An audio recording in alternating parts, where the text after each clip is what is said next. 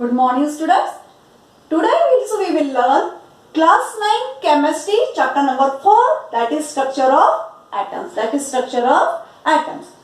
students, this chapter of structure of atom is very important and it is also very much interesting. Yes, you will see it's very interesting chapter. We will learn here very interesting things, and what is inside atom, that we will learn here. Up to this, in our previous chapter, we have learned about the atom. Yes, what is mean by atom? Atom is a tiniest particle. It is a building block of any matter. Yes, and again, according to Dalton's theory, it is indivisible particle that we have learned. But in this chapter, we will learn atom in different manner. Dalton's theory stated that atom is indivisible particle, but further scientists studied on the Dalton's theory and they disproved the statement that atom is indivisible particle, and they proved through their experiment, through their various experiment, that atom is divisible. And again, atom is having subparticles like protons, electrons and neutrons. Yes, means according to Dalton, we have seen atom is indivisible, means it is the tiniest particle, very tiniest particle of any matter. But atom is also having subparticles, means it is not a tiniest particle, and also it is not indivisible, because later on current is discovered, electric current is discovered, and in that scientists have proved through the experiment atom can lose subparticles like electron, and due to that flow of electron we can see the current, we can get the current. And that electrical current is nothing but the flow of electron that they have observed, the scientists have observed. Faraday did one experiment, and through his experiment he observed that there is a flow of electrical current, and that electrical current is nothing but the flow of some negatively charged particle. Through his cathode ray experiment, he observed that the flow of that electric current is nothing but the flow of negatively charged particles. And through that experiment, it is proved that atom is not an indivisible particle, but it can be divided because it's having subparticles like electron. Only up to that electrons were discovered. So, we will see here what is the structure of atom, what is an atom and what is inside the atom. General structure we will discuss here. Atom is the basic unit of any matter. And having central dense nucleus, which is surrounded by electron cloud. Yes. So here we can see one general structure of atom. Here at the center dense nucleus is present and it is positively charged, and around it negatively charged cloud is present. Yes. This structure atom is having in general. And also inside that nucleus atom is having positively charged protons and no charge neutrons, mean neutral in charge neutrons. In the nucleus these two particles are present, that are positively charged protons and neutral charged neutrons. And around that, which cloud we are seeing here, it is nothing but the cloud of negatively charged electrons. Means that electrons are revolving continuously around the nucleus. So that is the structure of atom. And here one question is arise, if each and every atom is having this type of general structure, central nucleus, positively charged nucleus and electron cloud around it. So like that, here different types of elements I have mentioned, and their atomic structure I have mentioned here, I have drawn here. So these are having generally similar structure, but what is the difference between them and what make them different? Why their properties are different? Because of what they show the different types of property? That question is arise. So answer of that question is, there are number of electrons which are present in each element. These are different in number, different in quantity, different in magnitude.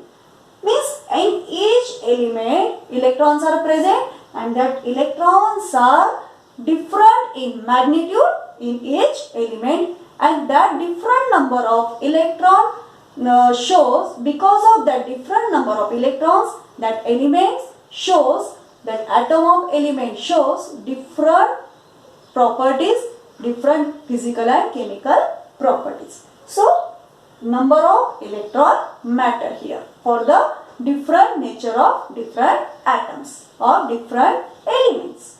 Okay, so these things were very important. So structure of atom is like that in general.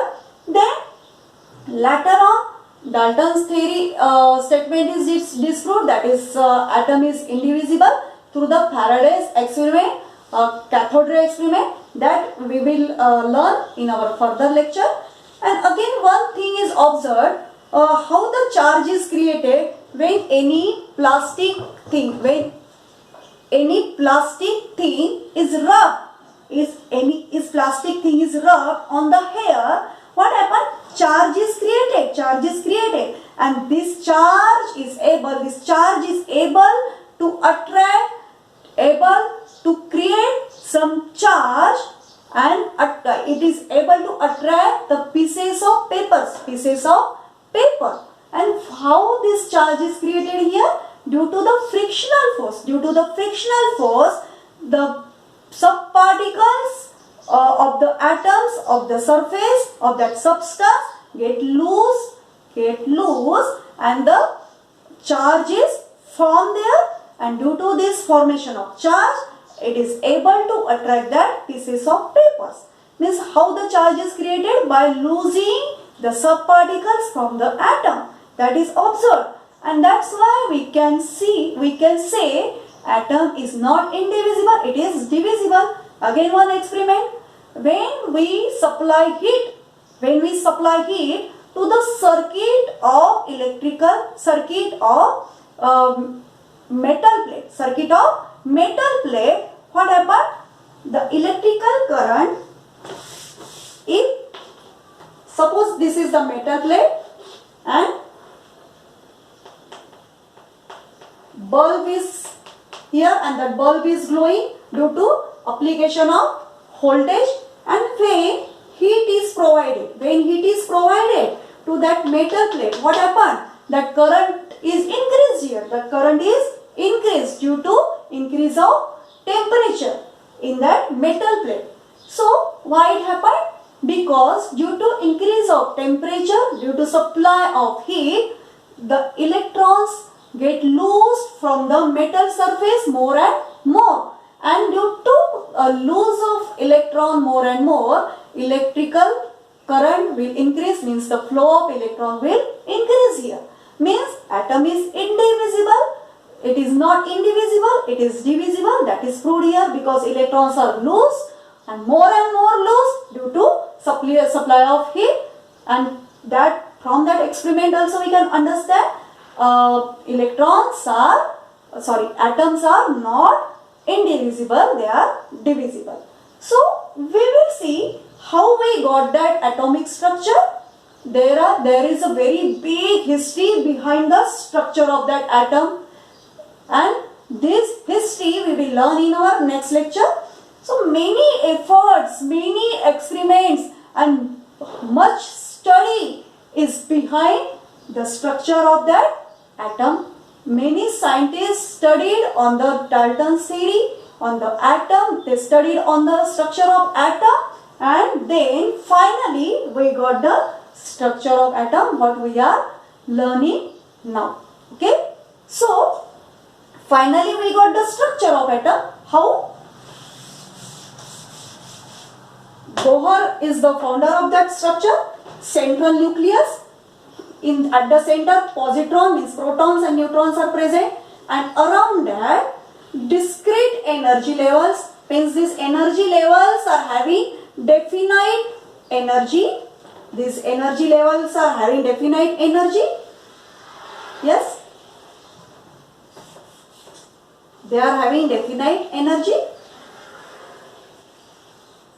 and these are named as K, L, M, N. K, L, M, N. And that energy of that energy level increase when we go from nucleus to far of that nucleus, far to that nucleus.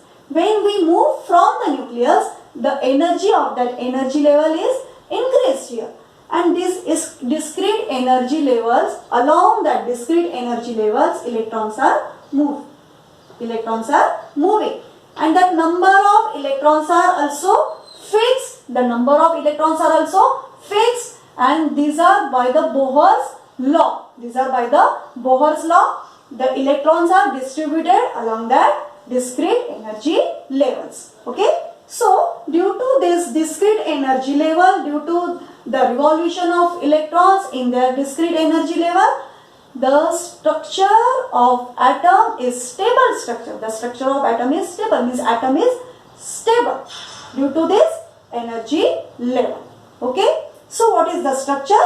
Protons and neutrons are present at the center in the nucleus, and it is that nucleus is having positively charged, and around that, along the discrete energy levels, electrons are revolving, and the number of electrons distributed in particular energy level, it is also fixed, and this is according to Bohr's law. All that things in detail we will learn in this chapter, and really this chapter is very interesting. And again, one thing very important I want to tell, read this introduction of that chapter from your NCERT textbook. It's very interesting, and you will understand better this topic when you will read the topic from your NCERT textbook. Okay. So I hope you understood that. Thank you.